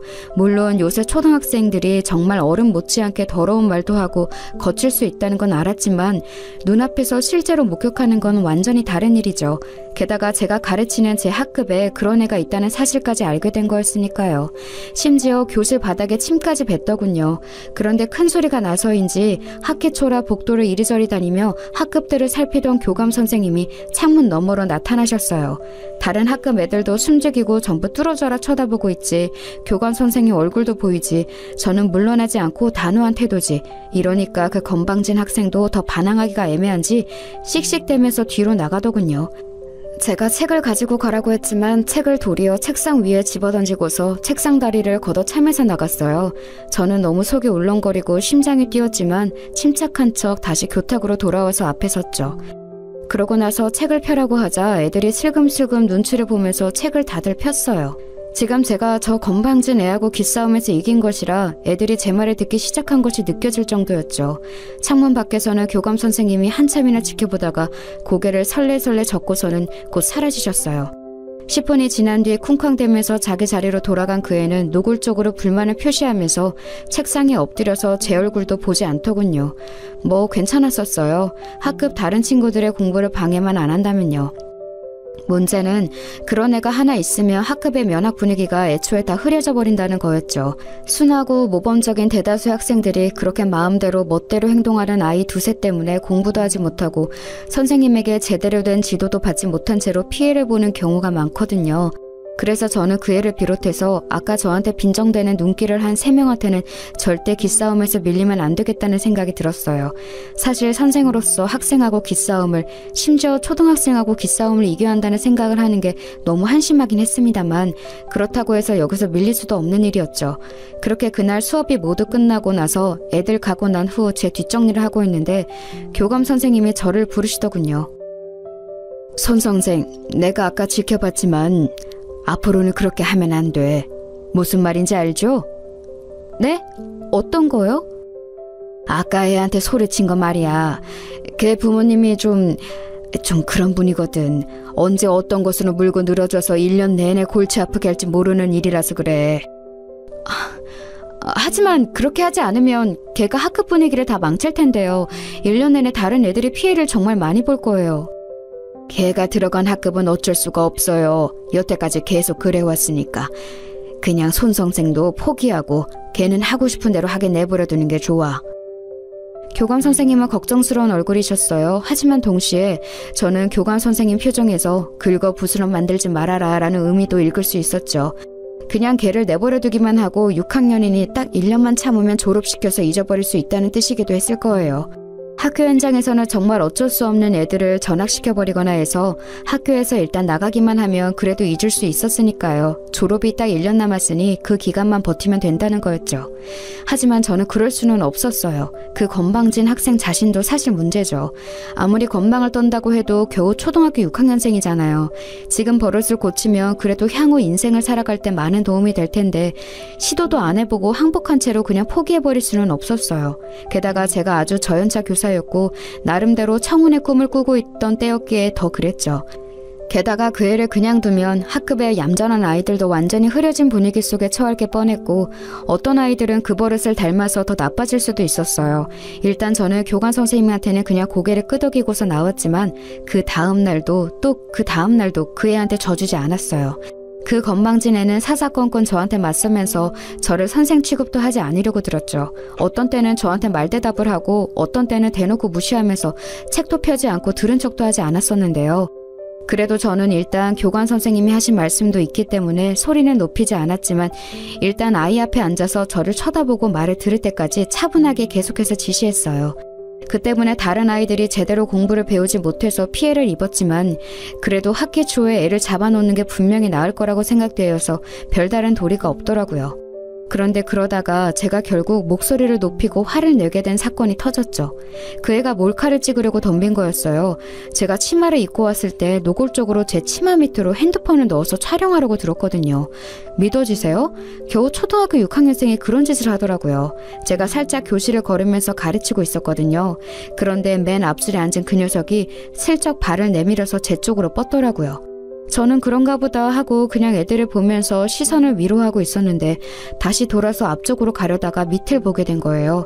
그 애 녀석이 운동화에다가 핸드폰을 붙여서 제 치마 아래쪽으로 넣어서 촬영을 하고 있더라고요. 저는 저학년을 가르칠 때는 진짜 상상도 못했던 일이라서 순간 열이 뻗쳐서 말이 안 나올 정도더라고요. 저한테 발각된 주제에 그 녀석은 난처해하지도 않고 빙글빙글 웃으면서 핸드폰을 슬쩍 지 쪽으로 가져가는데 제가 빼앗아 버렸어요. 그랬더니 걔가 그러는 거예요. 선생님, 핸드폰 주세요. 지금 제 물건 빼앗아 가는 거예요? 너 이게 무슨 짓이야? 지금 뭐 찍은 거야? 너 제정신이니? 저도 모르게 목소리가 있는 힘껏 높아져 있었죠. 네, 물론 아동한테 큰 소리를 내서도 거친 말을 해서도 안 되는 게 교사의 본분인 것은 알아요. 하지만 이런 상황에서 도저히 침착함을 유지할 수가 없었죠. 게다가 저도 당시에는 겨우 20 중반 갓 벗어난 저연자 교사였고 그 애는 덩치가 커서 거의 고등학생처럼 보일 정도인 애였어요. 제가 얼굴이 새빨개지도록 화를 내는데 그 녀석이 그러더군요. 그 핸드폰 내 거고 내가 찍은 것도 내 거예요. 선생님을 건드릴 권리 없어요. 핸드폰 내놔요. 초등학생 어린애가 딱 저렇게 말을 하더라고요. 진짜 정말 닳고 다른 고등학생 양아치 같은 말투라서 순간 정신이 혼미해지더군요. 저는 빼앗은 핸드폰을 그대로 들고 가서 파일 안에 쑤셔 넣었어요. 뒤에서 그 애 녀석이 쫓아오면서 핸드폰 내놓으라고 악을 질러대었고요. 안 된다. 너 이거 찾고 싶으면 부모님 오시라고 해. 선생님 치마 속까지 찍으려고 하는 너 같은 학생은 부모님하고 면담을 해야겠다. 최대한 침착하게 말을 하려고 노력했습니다. 정말 노력 많이 했어요. 하지만 목소리가 떨려 나오는 걸 막을 도리가 없더라고요. 어지간한 청소년만큼 커다란 덩치의 남자애가 씩씩대면서 저를 때리기라도 할 것처럼 바짝 붙어서 발을 굴러대는데 제가 진짜 제정신인가 싶었고요. 당연히 반 전체 분위기도 엉망이었지만 저는 미안하게도 학급 아이들을 신경 쓸 겨를이 없었어요. 당장 제가 지금 학생한테 치마 속을 찍히는 짓을 당한 터라 손까지 떨려왔기 때문이었죠. 그 녀석은 저를 때리기라도 할 것처럼 씩씩대면서 제 코앞에서 왔다 갔다 하더니 곧 쾅 하고 교실 문을 박차고 나가버렸어요. 정말 선생님이나 같은 학급 친구들에 대한 배려나 존중이라고는 손톱만큼도 없는 애였죠. 심장이 쿵쾅거리면서 뛰었어요. 겉으로는 멀쩡한 척하려고 어찌나 애를 썼는지 손이 후들거리면서 무릎이 떨리더군요. 하지만 지금 학급 애들이 저를 쳐다보고 있었기 때문에 거기에서 제가 약한 모습을 보일 수는 없었거든요. 그랬다가는 남은 애들 중 좀 삐딱한 애들까지도 저를 우습게 볼 게 너무 뻔했기 때문이었어요. 그러면 정말 남은 기간 동안 이 학급 애들하고 같이 지내고 가르치는 게 악몽이 되길 뻔했죠. 이를 악물고서 괜찮다는 듯이 얼굴을 가다듬고서 마치 걔가 원래 없던 것처럼 그냥 수업을 진행했어요. 그 녀석하고 비슷한 성향인 애들이 눈치를 보면서 딴지를 걸까 말까 하는 게 느껴졌지만 아무런 표정 변화 없이 그대로 쭉 수업을 진행하니까 말없이 수그러들더군요. 아마 제가 조금이라도 흔들렸다면 그 녀석들까지도 저한테 대들면서 비웃고 나가버렸을 게 뻔했어요. 그나마 제가 무표정하게 수업을 지속해서 아무 말도 하지 않은 거였죠. 그러고 나서 저는 그날 교관 선생님과 교장 선생님한테 가서 이런 사실을 알렸습니다. 학생이 선생님의 치마 밑으로 핸드폰을 넣어 몰카를 찍으려 했다는 사실만으로도 이미 범죄였으니까요.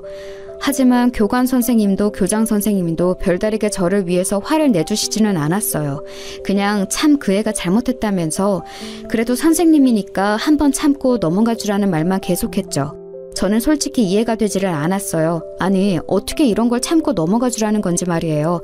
게다가 학생 훈육의 면에서도 이건 말이 안 되는 거였어요. 잘못한 건 확실히 짚어주고 벌을 받고 넘어가야 그게 잘못된 것인 줄을 아는 거잖아요. 그런 과정을 거쳐야 나중에 사회에 나가서도 잘못된 일을 하면 안 된다는 사실을 알게 되는 거고요. 하지만 제가 아무리 말씀을 드려도 교감도 교장도 전혀 귀담아 듣지 않으시더군요. 교장 선생님은 도리어 저를 나무라듯이 말씀하셨어요. 거 손선생 좀 참지 그랬어요. 걔 부모들이 아주 골치 아프단 말이야. 얼마나 막무가내인지 알아? 하지만 제가 이걸 참고 넘어간다고 해도 걔가 나중에 어떤 꼴이 될까요? 애를 가르치기 위해서라도 이건 그냥 넘어가면 안 되는 거라고 생각합니다.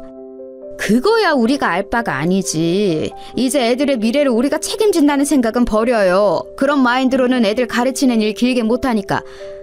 아니 물론 손 선생이 아직 젊고 교직에 들어온 지 얼마 안 되어서 이상적인 생각을 하고 있다는 건 알아요. 하지만 그게 먹히는 시대가 아니란 말이지. 손 선생 본인은 물론이고 다른 학생들이나 선생님들까지도 다 너무 골치가 아파진다고. 본인 혼자만 힘들고 마는 게 아니란 말이야. 교장 선생님은 답답하다는 듯이 저한테 그렇게 꾸중을 하셨습니다. 제 잘못은 아무것도 없는 상태에서 상사한테 싫은 소리를 듣는 그 상황이 정말 이해도 가지 않고 납득도 되지 않더라고요. 저도 원래 그렇게 얌전하거나 고분고분한 성격은 아닌데 그래도 아직 저연차 교사이기도 했고 학교라는 조직의 분위기상 항상 다소곳한 태도를 유지하고 있었어요. 그래서 교장 선생님한테도 그때 아무런 말대답을 하지 않고 그냥 듣기만 하다가 나왔었죠. 나와서도 정말 속이 뒤집혀서 퇴근을 할 수가 없더라고요. 교장, 교감 선생님과 한참이나 이 이야기를 하고 난 다음이라 이미 해가 거의 저문 다음이었는데요. 교무실에서 선생님들은 많이 퇴근하시고 난 다음이라 저는 한숨을 쉬면서 애한테 빼앗았던 핸드폰을 책상 위에 올려두었어요. 어차피 패턴으로 여는 것이라 저는 알 수 없었고 애 부모님이 오면 면담한 다음에 열어서 제 치마 속 촬영한 영상을 지우게 해야 할 거라고 생각하고 있었거든요. 그런데 그때 제 핸드폰으로 전화가 오더라고요. 번호를 보니까 그의 부모님 번호였어요. 저는 애들 번호는 물론이고 부모님 번호까지 다 꼼꼼하게 저장을 해두었거든요. 그 애는 아마 저한테 혼나고서 곧장 부모님 퇴근하자마자 이야기를 한 것 같더군요. 그래서 마음을 단단히 먹고 걔 부모님한테도 쓴소리를 좀 하겠노라 결심한 이후에 전화를 받았죠. 그리고 통화가 연결되자마자 제가 여보세요라는 말을 꺼내기도 전에 전화에서 거의 귀가 찢어질 것처럼 엄청난 소리로 욕이 쏟아져 나왔어요. 아마 들어보지 못한 분들은 잘 모르시겠지만 전화기를 통해서 그 아기가 가득 눌러 담긴 상대방의 욕설이 저한테 쏟아지는 걸 들으면 거의 정신이 멍멍해질 정도예요. 저는 핸드폰을 들고서 대체 이게 뭔가 싶어서 멍하니 있었어요.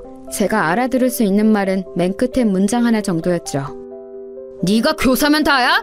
너 내가 내일 학교 가서 죽여버릴 테니까 그렇게 알아. 신경질적인 남자 목소리였습니다. 보통은 어머님이 먼저 전화를 하시고 그 후에 면담이 잘 진행되지 않으면 아버님께 전화를 드리는 경우가 많았는데 이번에는 먼저 애 아버지가 먼저 전화를 한 거였어요.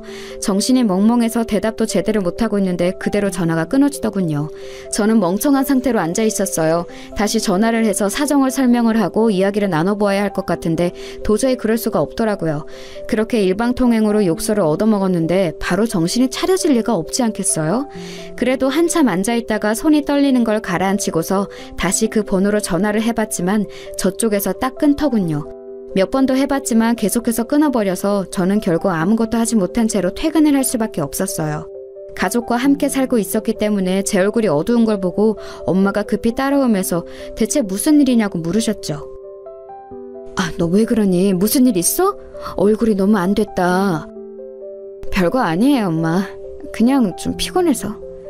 애들이 말 안 들었어? 뭐 과일이라도 깎아줄까? 괜찮아요. 필요하면 이야기할게요. 저희 엄마는 가정주부로 평생 살아오신 분이라 굉장히 심약하셨거든요. 그러니까 제가 겪은 일을 그대로 말했다간 거품 물고 넘어가시게 뻔해서 그냥 제가 입을 다무는 쪽을 선택했던 거였죠.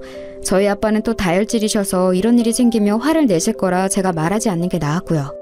사실 우리 부모님도 나 보호하려고 애쓰셨었지 싶어서 마음이 조금 가라앉았습니다. 부모들은 항상 아이가 학교에서 혼나고 오거나 친구들과 싸우고 오면 마음이 불안정해지기 마련이죠.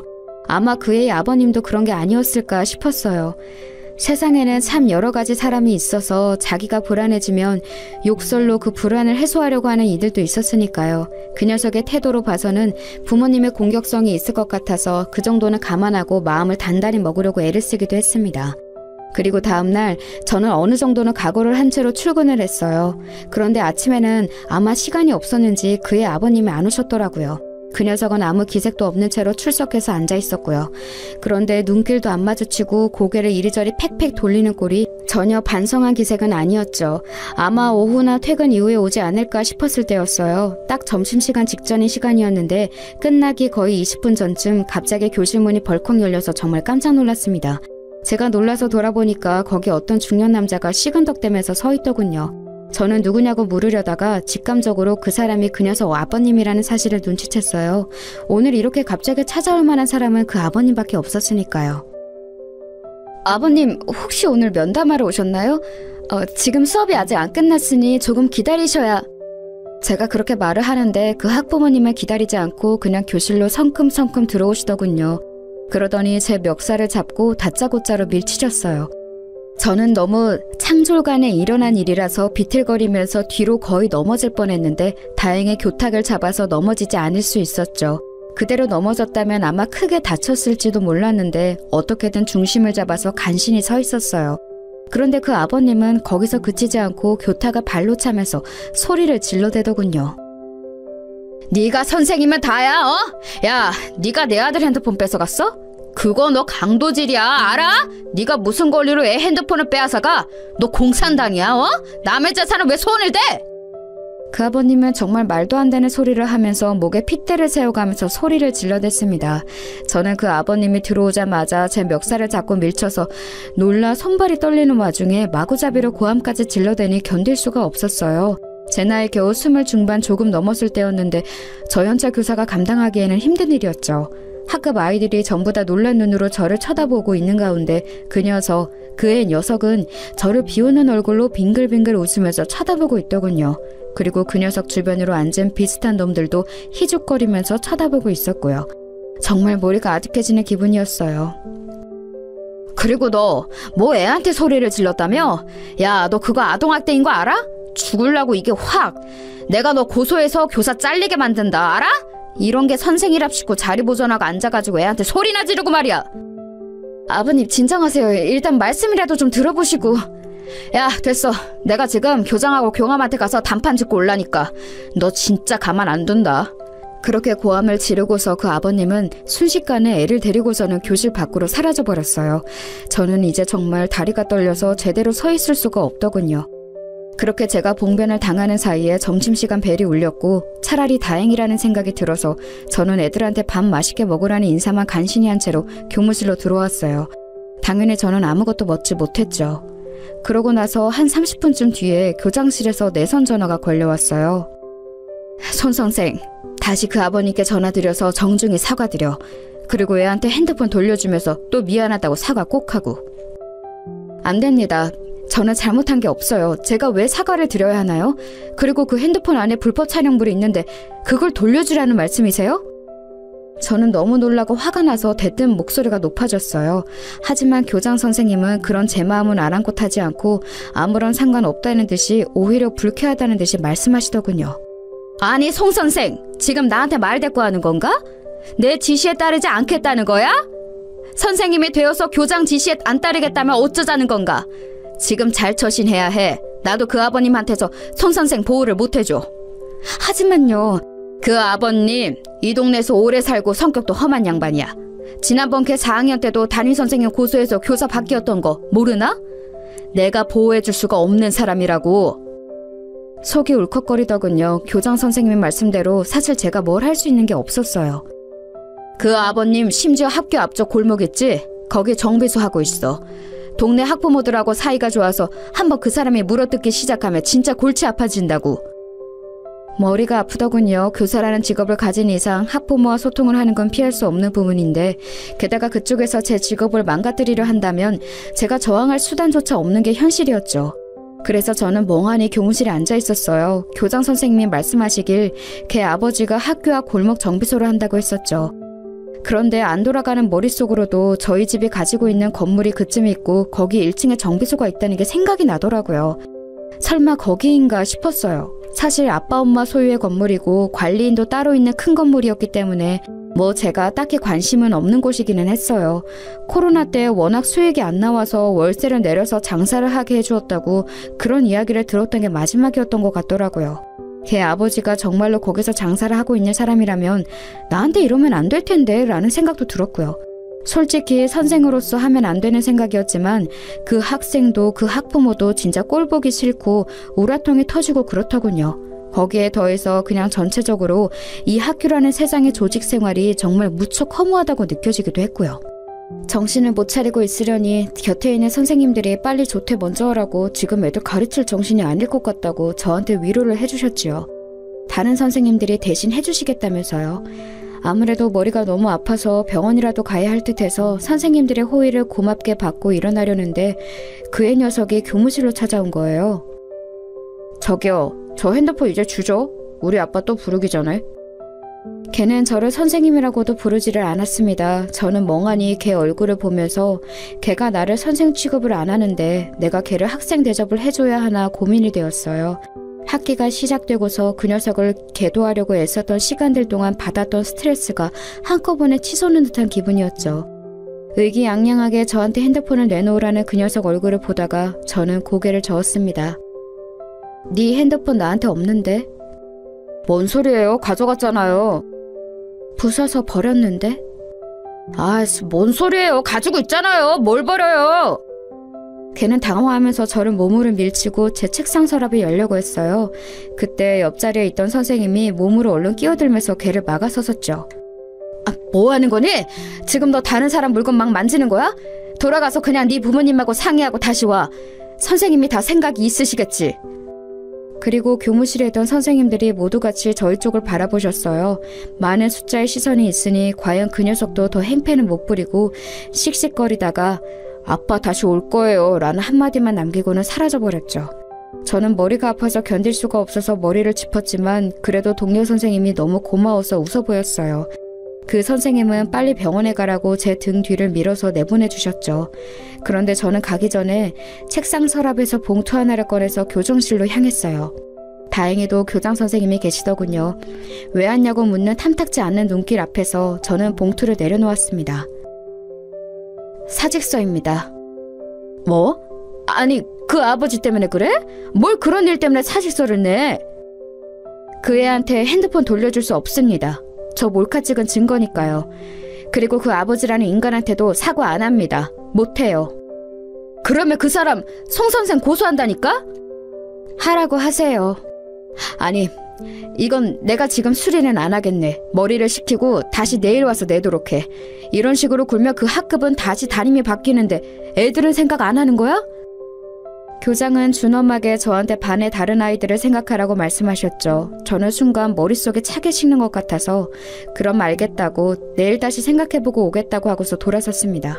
조퇴하는 길에 마음이 정말 두 갈래였어요. 그래도 대학부터 임용고시 교사로 임해서 현재까지의 모든 세월을 다 허송세월로 돌리게 되는 사직서보다는 이번 일 그냥 꾹 참고 넘어가는 게 낫지 않을까. 하지만 그렇다고 이런 환경 속에서 계속 교사 일을 끌고 가는 것보다는 아예 그만둬버린 게 낫지 않나. 머릿속이 정말 혼란스럽더군요. 게다가 제가 그만두면 반의 담임이 또 바뀌게 되니 얌전하고 순한 다른 학급 아이들은 피해를 보게 되는 거였어요. 그래서 너무 고민이 되어 집에 가서도 멍하니 정신을 차리지 못하고 있는데 제 핸드폰으로 전화가 오더군요. 번호를 보니까 또 그 아버지였어요. 저는 그냥 번호를 내려다보다가 받지 않고 끊어버렸죠. 그러더니 전화가 또 오고 계속 끈질기게 오는 거예요. 마치 무슨 스토킹이라도 하는 것처럼요.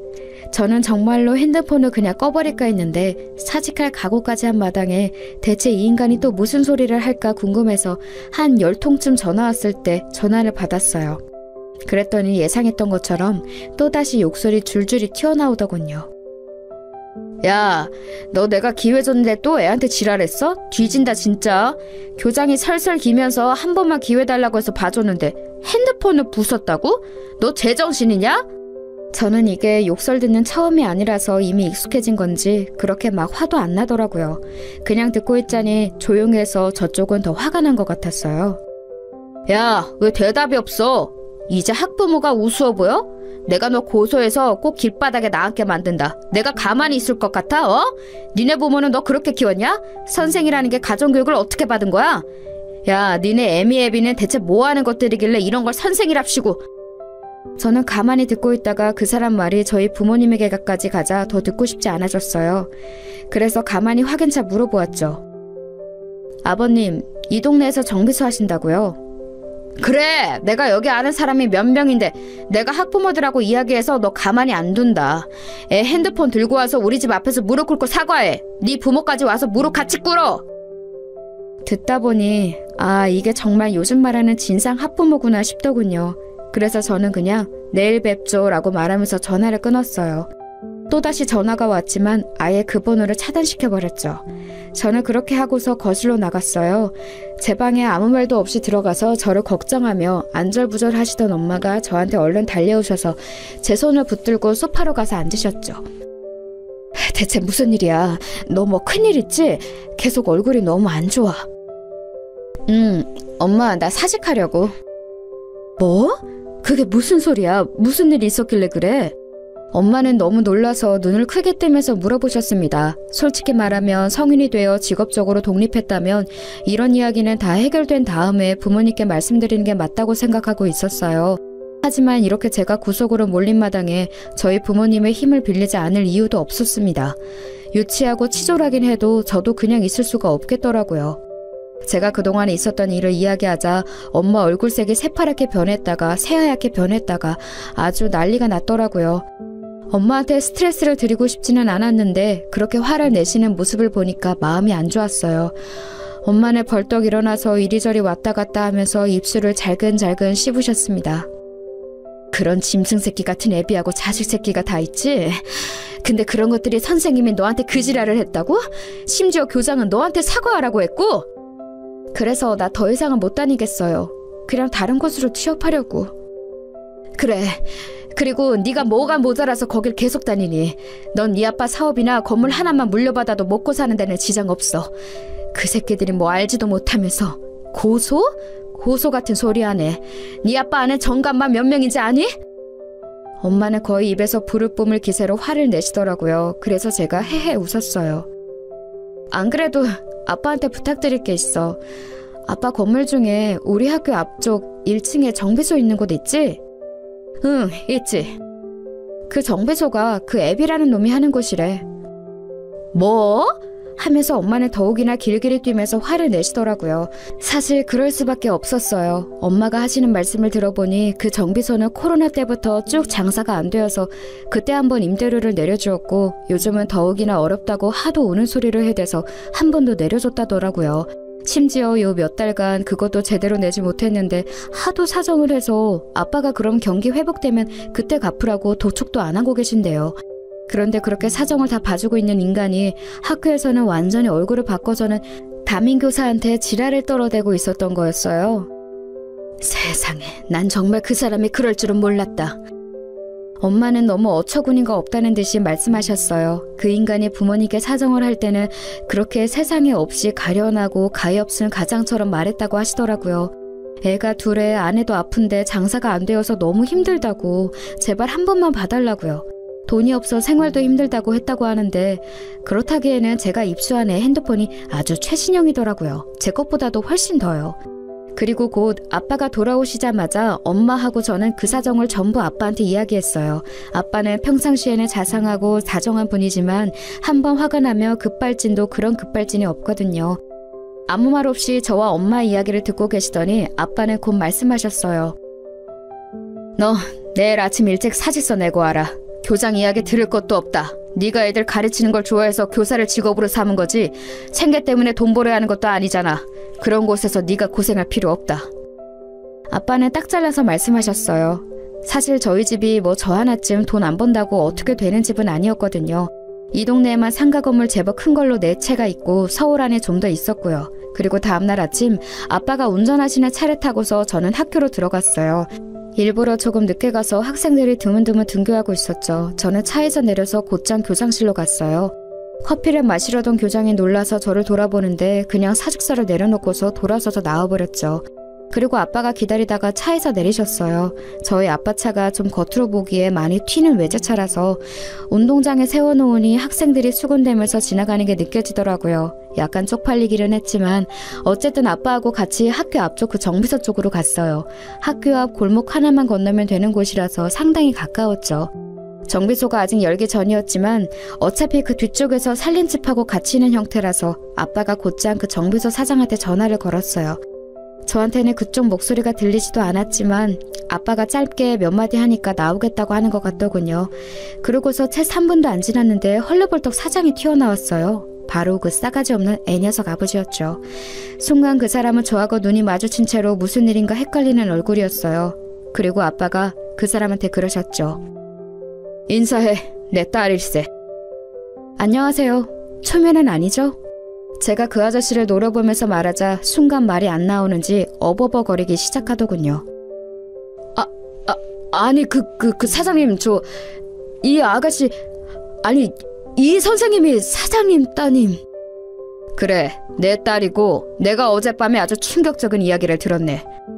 아빠의 표정은 무서울 정도로 굳어있었고 그 사람은 얼굴이 창백하다 못해 헬쑥해지기 시작했어요. 뭐라고 답변할 말도 찾기가 힘든 듯 그 사람은 손을 떨기 시작했어요. 자네 덕분에 내 딸 사직서 내고 오는 길일세. 그동안 내가 자네한테 임대료도 받지 않았던 게 너무 후회가 되는군. 사직서를 내셨다고요? 아니 그게... 고소하실 거면 하세요. 저도 아빠 변호사 좀 빌려서 쓸 테니까. 안 하시면 저희가 고소하려고요. 제가 무표정하게 말하자 얼굴 표정이 진짜 볼만하게 변하더군요. 이번 달 안으로 가게 비우게. 지금까지 안 낸 임대료도 이번 달 안으로 내고. 안 내면 고소장 받게 될 거야. 라고 말씀을 남기시고서 아빠가 돌아서셨어요. 그 아저씨가 달려와서 아빠 바지가랑이를 붙들고 늘어지는데 아빠가 저 먼저 집에 가라고 손짓을 하셨죠. 그러고서 저는 그냥 집으로 와버렸어요. 아빠한테 매달리고 울고 불고 난리였던 모양이지만 아빠가 봐주지 않고 곧장 가게 비우라고 선고를 해버리셨더라고요. 안 그러면 정말 법적으로 절차를 밟는다고 하셔서 결국 그달 안에 그 정비소는 허겁지겁 이사를 나갔고요. 물론 살림집도 같이 있었으니 거의 나앉다시피 한 모양이었어요. 소문으로는 어디 반지하 집으로 가서 살고 있다고 하더라고요. 아빠의 선의에 의지해서 살던 사람이 저한테 고약한 짓을 하려다가 된소리를 맞은 꼴이라 별로 불쌍하지도 않았었죠. 결국 저는 교사를 그만두고 일반 회사에 취업해서 다니고 있어요. 당시를 생각하며 다시 교사를 하고 싶은 생각도 들지 않네요. 요즘 교권 추락으로 여러 사건이 많은데 다시 한번 제 경험이 생각나고는 한답니다.